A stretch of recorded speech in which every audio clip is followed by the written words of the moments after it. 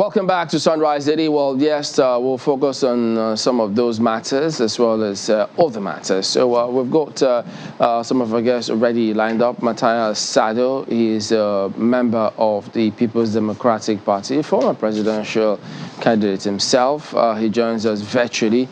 Well, here in the studios, we've got Rotimi Johnson, who is the acting publicity secretary of SDP. He's vying for a seat in the House of Reps on the same ticket, same party. Good morning, and thank you for joining us today on the program. Good morning, Chaplain. It's good to be here. Let's start off with, well, Michael will introduce the other guests a little later, but just very quickly, Mr. Sado, now this back and forth going on within your party, as largely also represented today in a number of the dailies. It clearly or does appear as though, look, all is not well, and if care is not taken, could this be a spanner in the work of your party moving ahead? Thank you very much, Chamberlain and everyone in the studio. I'm very sure that problems exist so that there will be solutions. The issues that you have in the PDP, like your newspaper review period, your guest mentioned that PDP has always claimed that their problems are internal problems and internal affairs, and they will be resolved internally. I respect that our political leaders should understand that what is at stake today is not about their personal interest. The task on their hands today is bigger than their individual interest. The task before us today is to look for solutions to the problems of the country. So really, everyone is going about these, having conversations here, having meetings here. But I think I want to call on the leaders of our party that we, the younger ones, particularly who are behind them, are looking up to them. We see them as their source of hope. We see them as our source of hope. We see them as people who inspire us to be what they are today. We want to become people like them. We want to become leaders like them. And so for that reason, I don't want to go into the fact that whether it is going to be a clog in a wheel of our progress, but I want to call on the leaders of this political party that they should shake hands across the table, that they should sit down and have this conversation, not for their own sake, but for the sake of the future of this country. The political situation in the country, the issues that are bedeviling the society at the moment, it transcends individual interest. It transcends above. It goes above personal grievances. I think at the moment this is a test on their personalities. This is a test on their resolves. This is a test on their interest in this nation. Like I heard Governor Tom say that it is time for them to go beyond party lines. I think our party is positioned to be able to solve the problems of this country. And if our party is positioned to solve the problems of this country, I see no reason why they should be looking outside the political party. We should be able to have this conversation within ourselves and resolve these things once and for all. It's not need for us to be beaten about this situation, that there are camps building up in a political party. It's not necessary. All right. And let me say something, somebody. Just give me a minute. Let me say something. I think one of the things that we need to address in this country is the structure of the political parties in Nigeria. You cannot have a situation. Don't worry. You know what? We will talk about all of these matters and more because there are 4 of you on the show, so we'll have to do what we can to ensure that everyone gets to put in their bid. Because, I mean, here we're looking at all of those actions that different parties are taking at the moment and how Nigerians will, or how it will affect the choice of Nigerians moving forward. But we've got Mr. Johnson of the SDP here in the studios. Your party has not been in the thick of things, so all of this horse trading, I mean, openly, may have been behind the scenes. Yeah. But that leads to lots of people saying, to them it appears as though the SDP is a non-starter. Well, they can say so, but we have enough time to prove them wrong, because time is of essence.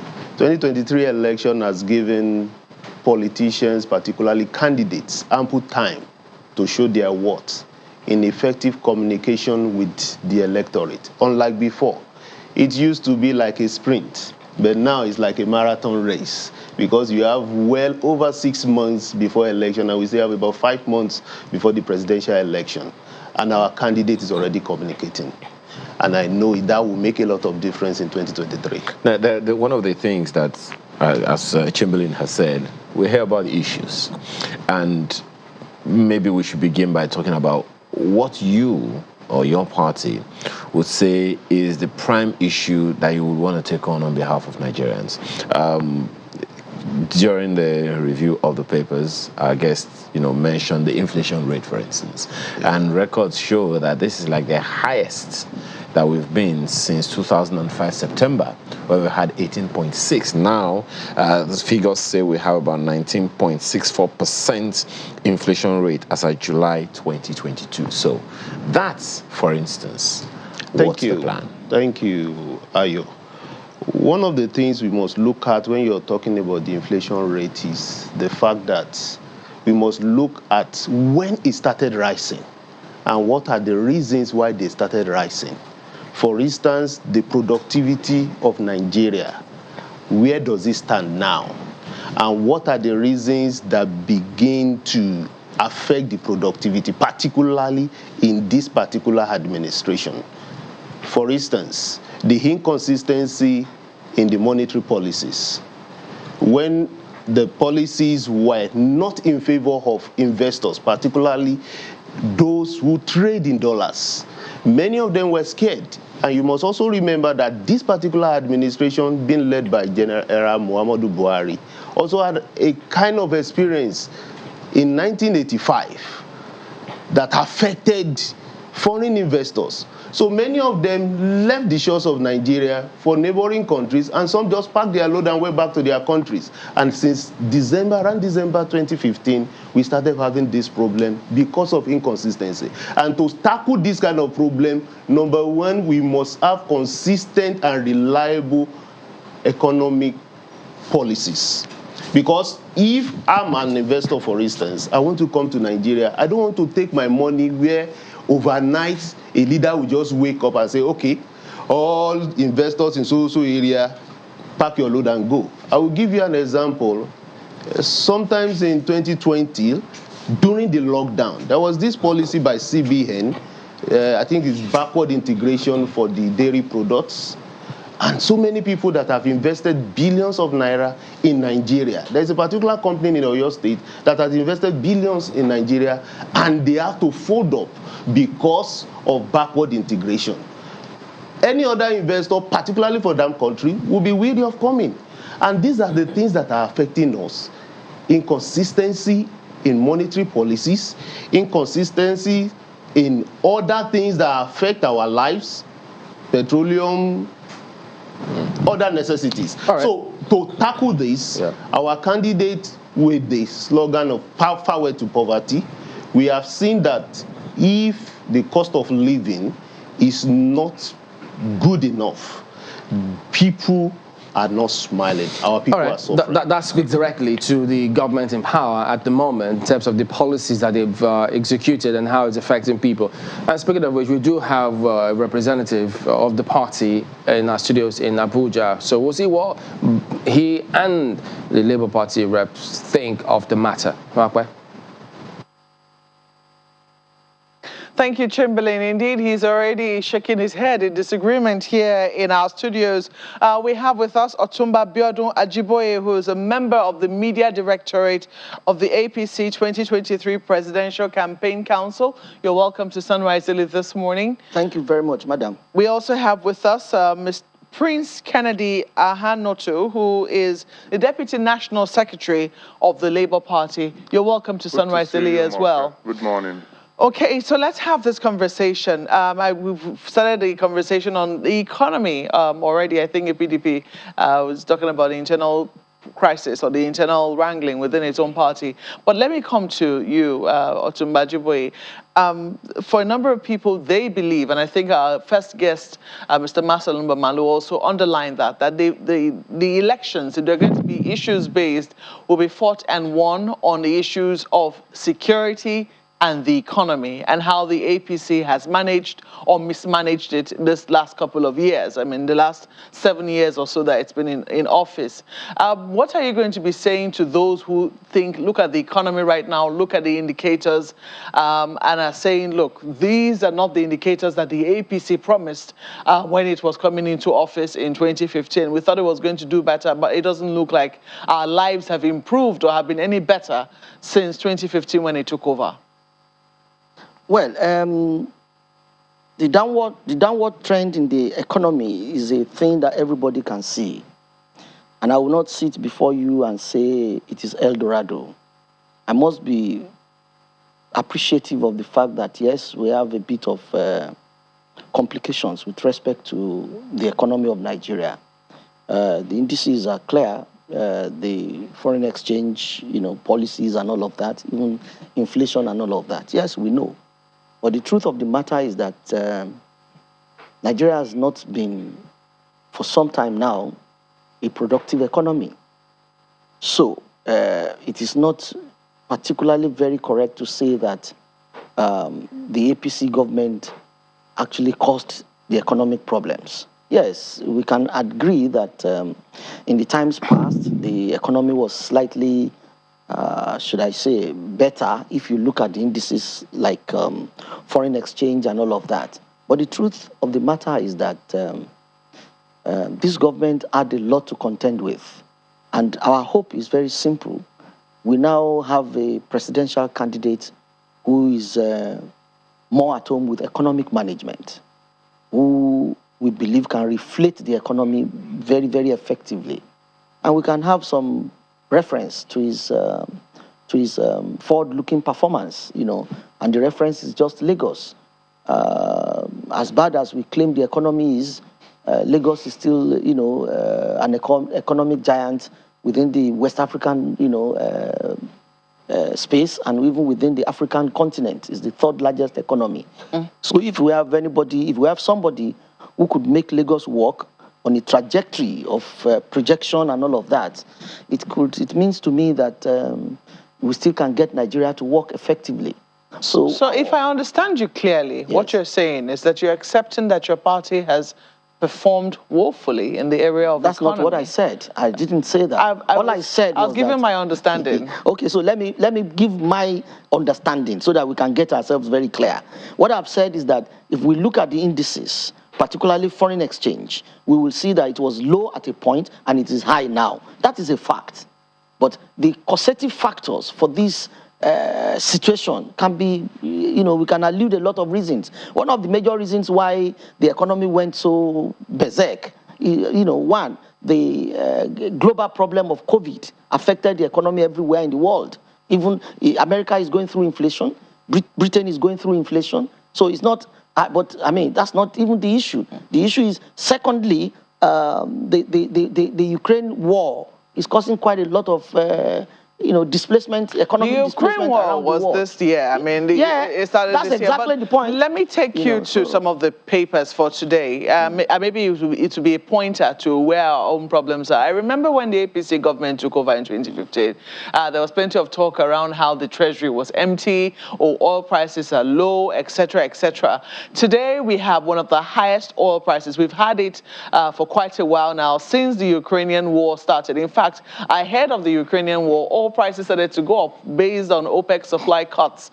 Right now, I mean, Nigeria is yet to benefit from that. Take a look at what is on the front page of Leadership this morning. They have this crude theft. Oil workers plan shutdown of sector. Our oil is being stolen on a daily basis, almost in barges out of the country. Even though the Navy is disputing that, they're yet to tell us what precisely is going on. But we know that our oil is being stolen. We're not able to maximize the benefits of oil prices being this high. We were promised a diversification of the economy.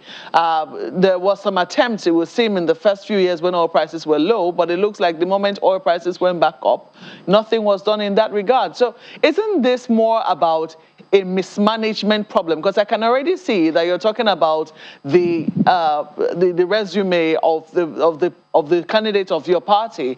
You're not. It seems that you're saying that this is not exactly, the economy is not the forte of the current president in the seat of power. Is that correct? No, not exactly. Any president will wish that he manages the economy to the benefit of the common man.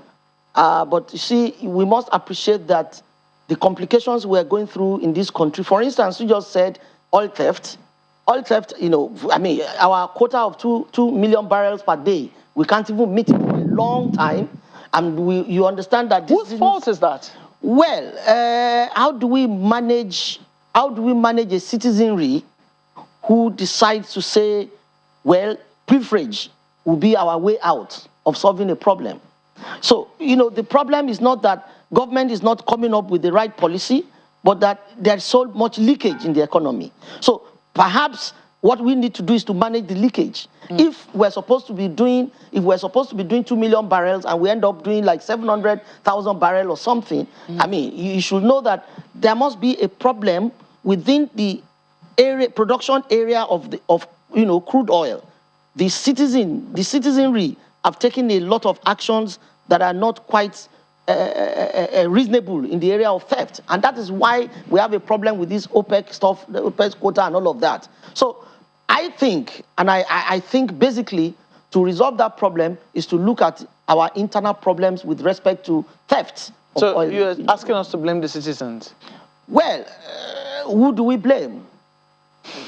Well, let me come to you, because the questions as to whatever happened to the place of law and order and enforcement of that in the society. But let me ask our guest from the Labour Party, Prince Ahanotu, about what the plans of your party are.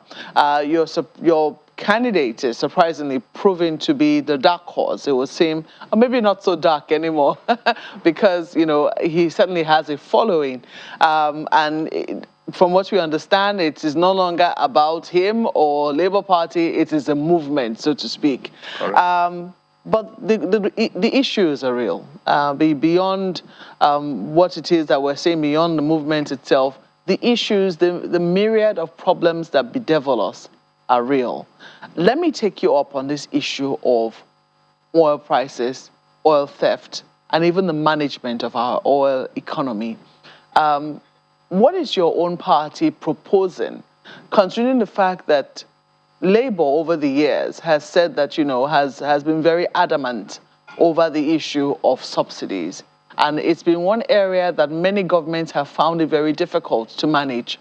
What would your party be proposing differently to help Nigeria maximize the benefits from its oil proceeds? Thank you, Mope. One of the guests in Lagos says something about production, and I'm also happy that my brother here, Ajiboye, mentioned production. The Labour Party, as you know, is the only political party that represents the populace by virtue of their logo, which is the only political party that have human face. And you can't talk about humans without talking about their welfare. In the Labour Party, our philosophy is social democracy. And His Excellency Mr. Peter Obi, our presidential candidate, have made it clear that he's coming to return Nigeria from consumption to production. You've asked me a question about oil theft, about all the leakages and the things that are happening with the economy. Yes, we are not producing here. We are consuming. So a whole lot of things are going around the country because people are not engaged. People are not doing anything. Families are hungry. Every day, I'm surprised that my brother don't want to. Leadership is all about taking responsibility. The first thing you should do to Nigeria is to accept that you have failed. You have failed them. For the past 7.5 years, you have failed to give them good governance. You failed to deepen leadership. You failed to engage the citizens. And that is why we have what we have today. Our party, the Labour Party, doesn't believe in blame game. We are coming with job-led economy to close up these revenue leakages by making sure we monitor the procurement processes. It's another area where people push away money and all manner of activities are going on in the process of procurement. And Labour Party has come or is coming. Campaign have not started. When campaign starts, we'll give you in details. Of course, we are the only political party that have manifesto, documented manifesto.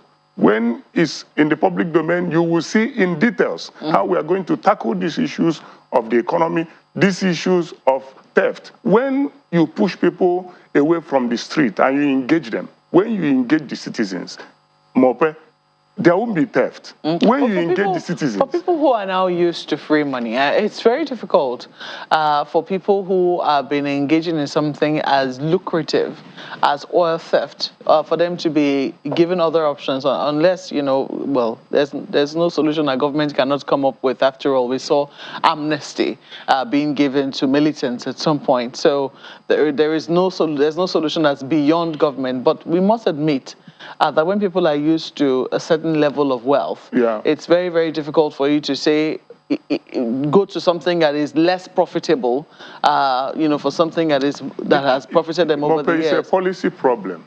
But I want to ask you about subsidy. Has your party given thought? Because, I mean, the amounts of money that we hear that the Nigerian government is committing to subsidies, especially petroleum subsidy, is mind-boggling. I'm sure you've heard, I think about, is it 18 billion naira per day or per month? We're currently, we've already run through 4 trillion naira already this year on subsidies alone. And I know that is one area that the government has had a back and forth with Labour over the issue. Has your party been able to conceptualize what it intends to do around the issue of fuel subsidies? Yes, like I said, production will solve this problem. Once we start refining our oil here in the country. Yeah, but in the meantime, while the refineries are being built, what is going to happen? How long does it take to build refineries? And it's only it's an accountability issue. How much do they use to transport this oil where they are refining it? And how much is it taking to be brought into the country? It's about accountability. If you are sincere about oil subsidy, it's sincerity that we need in this case. If you are sincere about it, tell Nigerians this is how much it costs to transport it to the place where you are refining it. How much does it cost to bring it back to the country? What are the market prices? How much will the buyer, the ordinary consumer, pay? If you can be clear about some of these prices and marketing structures, the citizens won't complain, even if the oil is available at 400 naira. And people are gainfully employed, the economy is stable, they don't mind to buy it. I don't see any reason why Nigeria should be talking about oil subsidy. I don't see any reason. Okay, you've talked about going from consumption to production. Yes. And one of the reasons why a lot of Nigerian entrepreneurs actually complain is about the cost of production. Is it producing your own electricity? Is it, the general cost of production, taxes, etc., the fact that Forex is not stable. These are some of the things that impact and makes production unattractive here in Nigeria. I don't know if you've been able to dissect some of these issues and what precisely you hope to do for entrepreneurs to make sure that production is more attractive here in Nigeria. I'll let you respond to this question when we come back from this break. Please stay.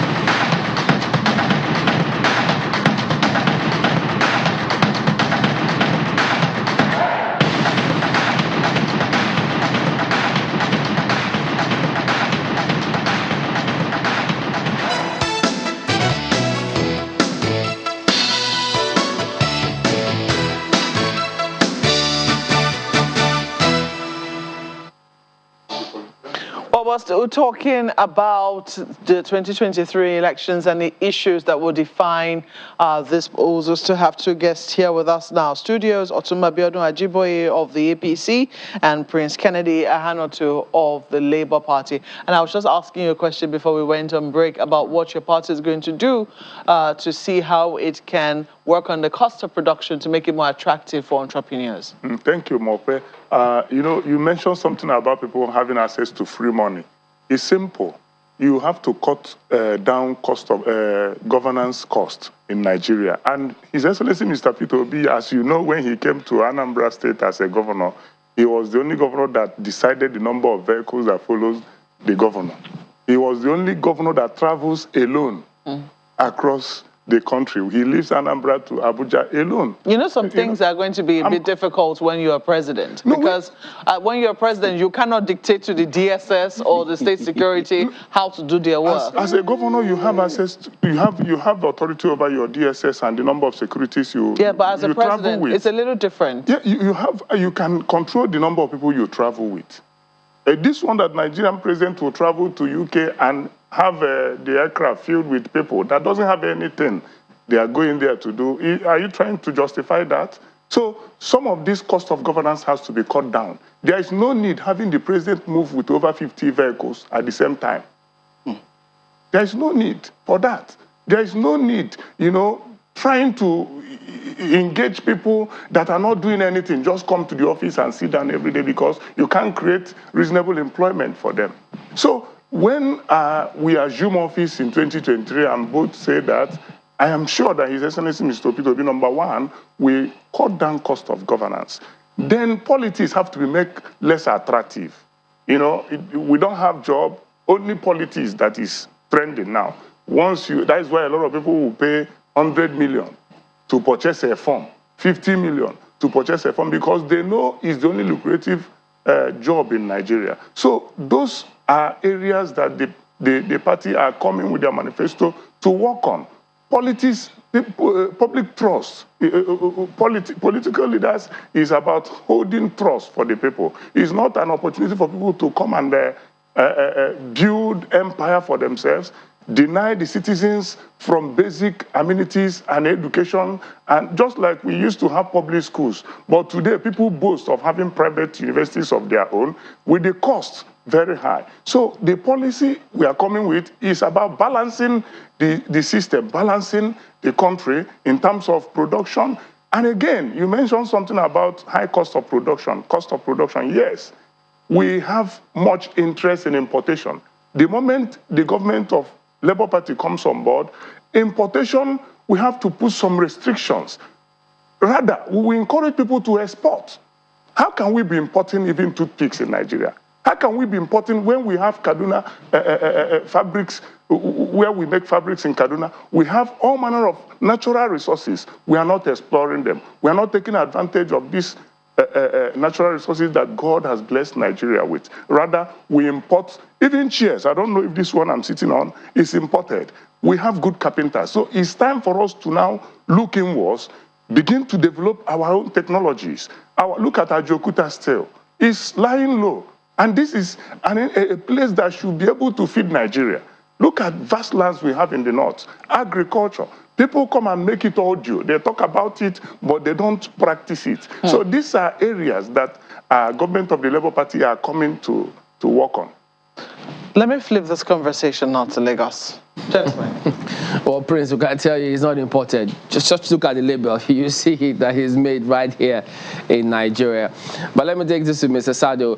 You know, there are many who look to PDP, even the APC, and they feel, look, some of the promises that will be coming from those political parties, well, we heard, even if they, quote unquote, were new or modified, they will look to the people and the party they represent and think, but we've had something from these parties, and if it turns out that they were not satisfied, chances are that they may not look that way again. So for those category of people who feel, well, I'm not exactly sure if I should look to your party or the other party because they see persons from those parties moving from one to the other, thinking they're almost birds of the same feather. Why should they even stick? Don't you think that that is going to affect, perhaps to a large extent, how they decide whether or not they will root for your party or not, Mr. Sadu? Thank you, Chambani. I was beginning to feel like a spectator in the program. I think that we were quite rightly so. The situation in the country at the moment warrants for people to begin to think about alternatives to the political situation in the country. The APC chap in the studio seems to be so disappointed that someone will come on air to speak about what we can see clearly, that the party has failed, and that the political party, as for APC, between APC and PDP, it is as clear as day and night. So the choice before the Nigerian people today is to look at what PDP did in the 16 years of PDP and compare it to the 7 or 8 years of the APC. Now, because the APC has failed as a political party, the APC has decided not to market themselves on the achievements of this political party in government. And that is why they keep talking about a man who has track records in Lagos. Look, for goodness sake, we are talking about the situation here. The party, the APC, has the proclivity for trivializing very, very important issues. What was the situation of security in the country when PDP was in power? How much was it? Was the price of naira to dollar when PDP was in power? How much was it? There was the price of rice when PDP was in power compared to now? Now, these are the questions that Nigerians need to honestly ask themselves. I know that a lot of people are disappointed that the PDP could not zone the presidency to the south, and as some people expected. But I want to make certain clarifications here. The political party, being a political party that was in opposition, our chances or choices were limited. We had to come up with a very pragmatic way to ensure that we are able to put a team together that can win the election. And some other people some committees were set up to look into the decision of zoning. When the people who were part of this political process or part of these political processes, after they signed on to the agreement that, okay, let us go ahead, let the team sit down and have a meeting and decide whether to leave this contest open or to zone it to a particular area, and it eventually came up with a result. And they said, oh no, we cannot deal with this. And I think it's disappointing because these are not the issues that we should be looking at the moment. We should be talking about the plans of my candidate, Atiku Abubakar. Perhaps a good way to look at it, Mr. Sado, also speaking in the same breath, you mentioned the fact that PDP was in opposition. Well, PDP still is in opposition.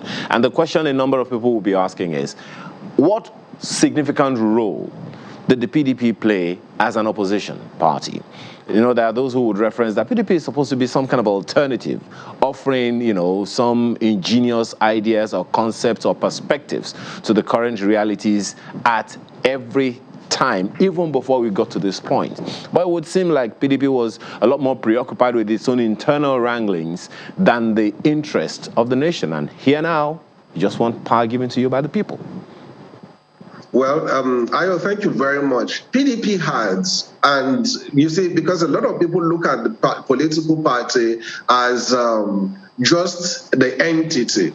But there are individuals within the political party who are like my very self, are continuing to bring out ideas and solutions and alternative views to what the political party of the APC government was presenting to the people. I spoke about how Nigeria needed to look at how to revolutionize the agricultural sector to ensure that we become a society that can feed the entire continent of Africa. I did a couple of documents about that. I'm a member of the political party. I'm a member of the PDP. I've spoken about how we can run an economy that is driven by education, by knowledge.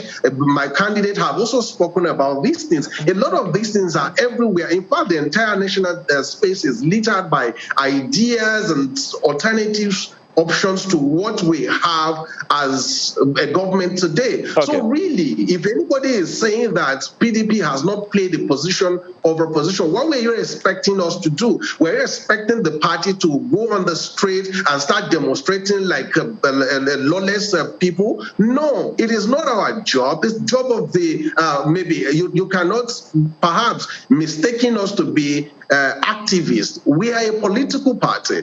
Our ideas we are communicated in a way that people saw it, but while I think one of the reasons why majority of our people today keep talking about the fact that PDP has not stayed as an opposition is simply because a lot of people don't pay attention to the things that they hear. People just want to hear what excites them. Okay. People want to go with the frenzy. People want to go with There's a lot more to come on that, Mr. Sado, but let me bring the conversation here to Mr. Johnson. Well, Mr. Johnson, perhaps the same thing for you. Any party that is not in power is an opposition. Yeah. So the question a number of people will be asking is, there are so many issues that people are contending with. The front page of one of the dailies this today, for instance, says there is the ratio of doctor to patient in Nigeria is 1 to 5,000. One doctor taking care of 5,000 people. Education, I don't even know where to start with that one. Of course, we've just mentioned health, transportation, all the various issues that contend with Nigeria. If an SDP position on all of these issues, take 1, 2, and tell us, okay, these are the things we should have done as a nation, whether at the federal level or at the state level, that we've not done. Thank you, Ayo.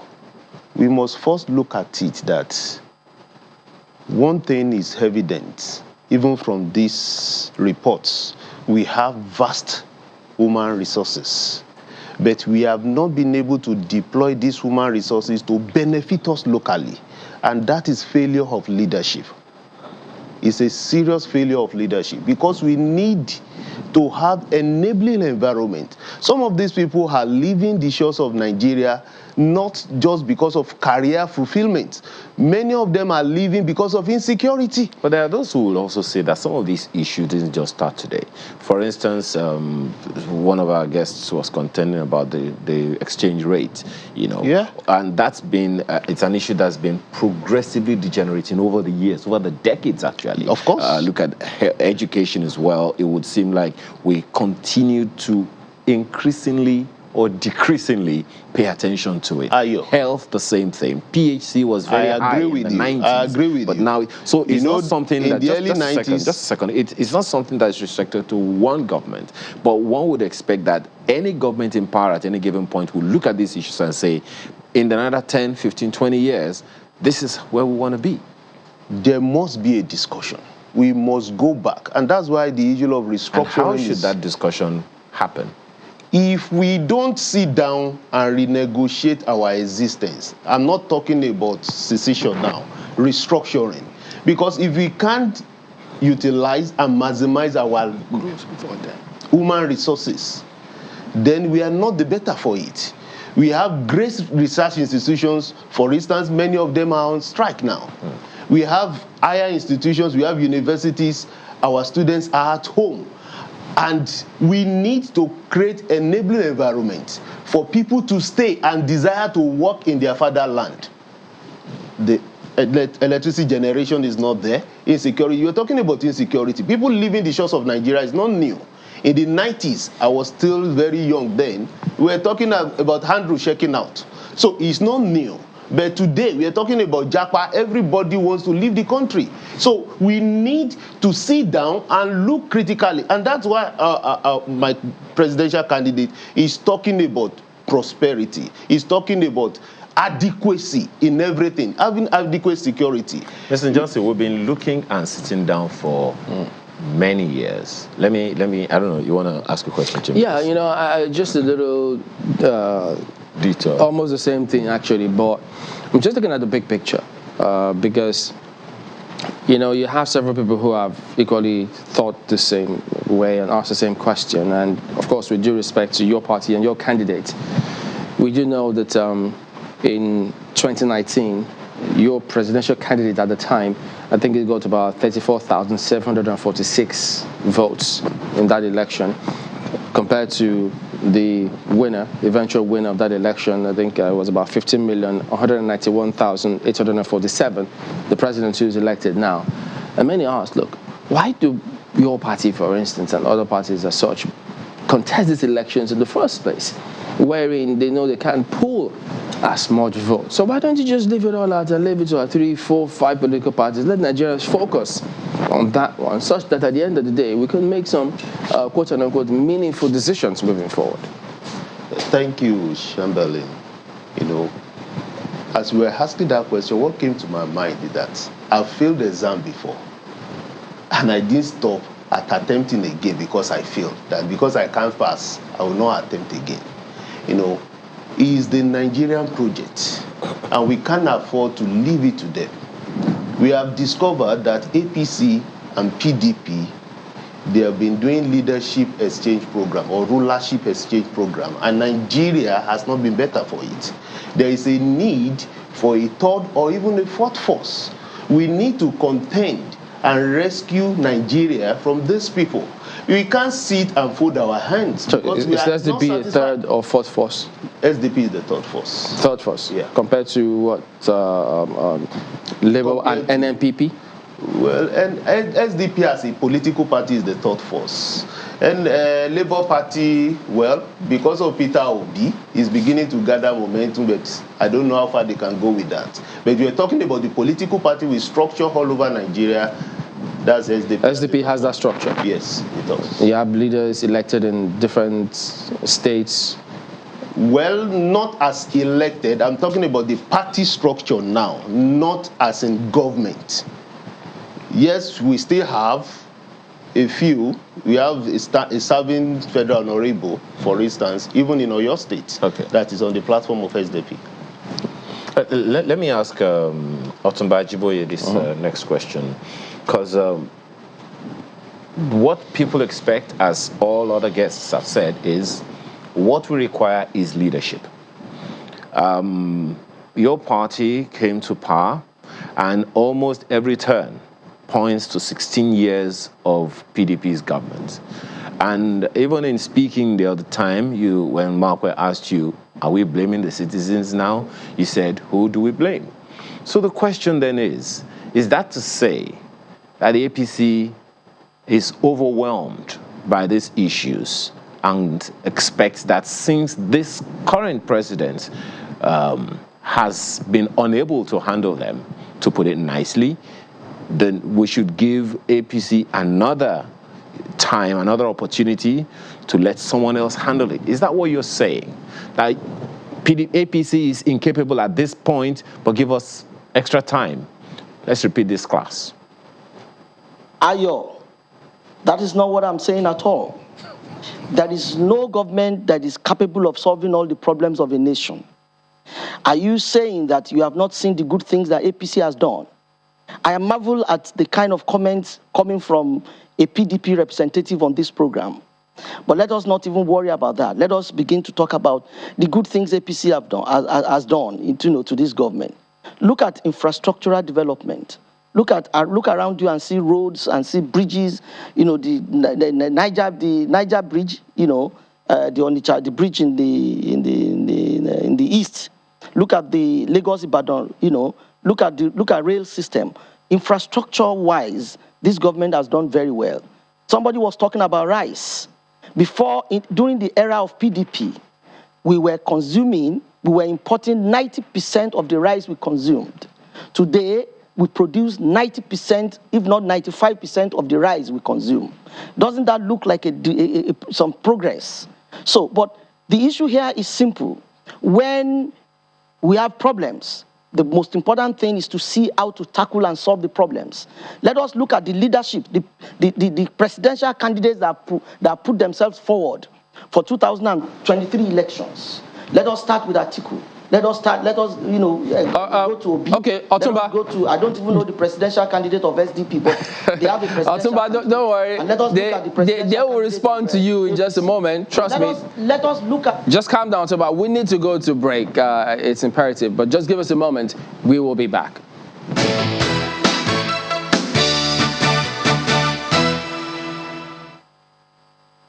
All right, gentlemen, we're winding down now, so we'll try and see how you could, if you could keep your responses as short as possible, such that everybody can chip in. It will be greatly appreciated. But Otumba, you did raise or throw some salvo at the SDP and the PDP, so let's get the PDP to respond to some of what you said. Mr. Sado, you heard Mr. Otumba saying he's surprised that your party, saying this when you were voted out in the last elections, in a manner of speaking, he says. Thank you, Chamberlain. And I'm so glad that, yes, we are at this point. Unfortunately, we were not able to look at the most important issues today because of the fact that we needed to branch at the issues around my political party. And that is okay. But most importantly, I think that what is before the Nigerian people today is to make a decision between those who have the capacity, those who have demonstrated the capacity to lead the country, those who have been able to provide solutions. I think if you go through Alhaji Atiku Abubakar's document about his plan for the country, you will be clear. It will be clear that it will be clear to you that he's a man who has the desire to fix the problems that this APC government has created for us. The person Ajiboye is talking about the fact that they have fixed infrastructure and all that. But I like you said, there is no time for us to be able to, bring out all that. Rightly so. Talk about that's why I need to just jump in at the moment and just let the SDP rep also just have his say before we move on. Well, let me just let Otumba know my candidate, and that's Prince Adewale Adebayo. And he's the youngest of the prominent presidential candidates. And I think you should go and read more about him. Well, APC and PDP, I was beginning to like Mr. Sado until he started telling us that they had to take some decisions just because they wanted to win the election because the party is in opposition. It's not the only party in opposition, and we need leaders that will be more mindful of other factors other than winning election. You must consider the next generation. You must consider the Nigerian project. All PDP is doing is about, and that's why they are traveling all over the world to go and hold meetings. It's not about Nigeria. Yeah, but you equally said the Labour Party is not a force, that you are the third force. Yes, we are. I've not said anything to this much contrary. More than the Labour Party. You think you have more traction than the Labour Party? Yes, I believe very much. I believe very much that SDP is better positioned in terms of what we are bringing to the table and the candidate that is leading us into the next election as the captain of the team. I believe we are very better positioned to rescue Nigeria, because you talk about manifesto. They were talking about manifesto. I know how very beautiful APC manifesto was in 2015. To what extent have they adhered to the manifesto? Even PDP. Look at the manifestos, you see that there's just a little tinkering with the semantics. Have you looked at Labour Party's manifesto? No. I've not, but I've had opportunity to hear Peter Obi several times, and I know that he's a man that is marketing himself, not even the Labour Party. So he's talking about character, he's talking about competence, he's talking about capacity. Yes, I agree with him on those points, but I don't believe that the party as an organ is well positioned to rescue this country, because it's not a one-man show. You need a team, a formidable team to work with you. It's not all about Prince Adewale Adebayo, for instance, and that's why some of us have to join force with him. Who are those people running with Peter Obi, for instance? It's not a one-man show. Well, yes, as much as I like him, because he's talking about solutions the same way my candidate is talking about solutions, but it goes beyond a one-man show. We need a very formidable team to be able to rescue this country, and that's why Nigerians must look beyond the party and the noise. Focus on the character Prince Ahanutu, he says Labour Party is all about noise.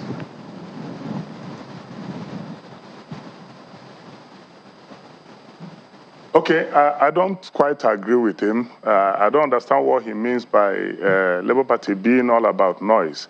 Of course, everybody is seeing what is happening in the country. For the first time in the history of Nigeria, people, the young generation, wants to participate in governance process, and this has been lacking. People should ask themselves what is about to happen in 2023. You asked a question about PDP and APC playing opposition, PDP cannot play opposition to APC because they are the same. They are best of the same feather. And Nigerians are saying no to both of them. That's the truth. If you are sensitive enough, you know that their time is up. Who is the national chairman of APC today? A former governor under PDP. Who is the presidential candidate of PDP today? A man that introduced this thing called APC to us, a man that brought a political party that has divided Nigeria across ethnic lines, across religious lines, across even social lines. So they are the same. But Labour Party is a political party that represents social democracy. That's the only political party that have human being as their logo. Others have inanimate objects. But we believe in the family. Family is the micro unit of every society. The failures we are experiencing in the society today caused by APC and PDP is because the family unit have failed. So Nigerians are willing and ready to push them away in 2023 general election. About my candidates and about structure. What do you mean by structure? Structure is about people. Structure is about institutions. So Labour Party is a political party that has national officers, state officers, local government officers, ward officers, and even polling unit officers. And then 2023 general election is going to shock a lot of people because the innovation we are enjoying today, the BVAS, the electronic transmission of results, have made it difficult for anybody to rig an election. And they are counting on, those are the strategies I know that APC and PDP are counting on to rig an election. 2023 general election is not like 2014. 2014 was about propaganda. It was propaganda election. 2023 is credibility election. But there's been another election. There was 2019 election. I mean, there were elections in 2019 2019 election, assuming this BVAS was available by then, my sister Maupe, you would have seen that there was a clear victory to some political parties. But it was not there. So I don't want to go into 2019, but I know that 2014 was propaganda campaign. And 2023 is issue-based. It's going to be about competence. It's going to be about character. It's going to be about personalities that are involved in the contest. It's not about anybody coming out to tell Nigerians that this is this, this is that. We are focusing on competency of the candidate, on credibility of the candidate, on antecedents of the candidate. Well, let me come to you. How do you think your candidate will fare on these parameters which Prince Ahanutu has stated? Maupe, it is very simple. Let any of those candidates tell us exactly what they have done before. Obi of the Labour Party is an importer. Mr. Peter Obi. Mr. Peter Obi is an importer. He imports domestic items, beans, potato, tomato, and all of that. He just told me that, well, Nigeria produces, they are going to be doing a lot of exports. Obi has spent all his life to do importation. No. Didn't he know that we grow beans here? But let us look at one major factor. What facts do you have in respect of that? Thank you. No, it's a fact that he imports. He's an importer. Isn't it a fact? I know that he has a few businesses. He's an importer. It's not about few businesses. He is a big importer. Please research, and that's a fact. But let me go to the main point so that we don't waste time on this one. The point here is put all the 4 candidates together. Put them, line them up. Tell me who has a performance reference that can be pointed to. Maybe financial inclusion, economic development, the infrastructural development. Lagos is a model. And we cannot leave a performance reference as big as Lagos and begin to talk of Anambra, where the man himself could not point at anything he has done. So what are we really talking here? In terms of every aspect of life, be it security. Lagos was having a lot of security Gentlemen, in 1999. Gentlemen, we are totally out of time now. I am afraid that I wish we had more time to speak, but in the coming days, we'll see how we can do it. Gentlemen, thank you so much for coming on this morning. We've been speaking here in our Abuja studios with Otumba Abiodun Ajiboye, who is a member media directorate of the APC 2023 Presidential Campaign Council, and Prince Kennedy Ahanotu, who is the Deputy National Secretary of the Labour Party. Gentlemen, thank you so much for coming on Sunrise Elite this morning. Thank you. We have to take, let me quickly flip this to Lagos now. For our guests there to also round up. Oh, absolutely. We have to also thank them for coming on. Rotimi Johnson, Acting Publicity Secretary of the SDP in Oyo State, is also vying for a seat in the House of Representatives on the same platform. Then we've also had the privilege of being joined by Matthias Sado, who is a member of the PDP. He's also been a presidential candidate himself. Gentlemen, thank you both for coming on today. Thank you very much, Ambedin. All right, so we will be back in just a moment. Stay with us.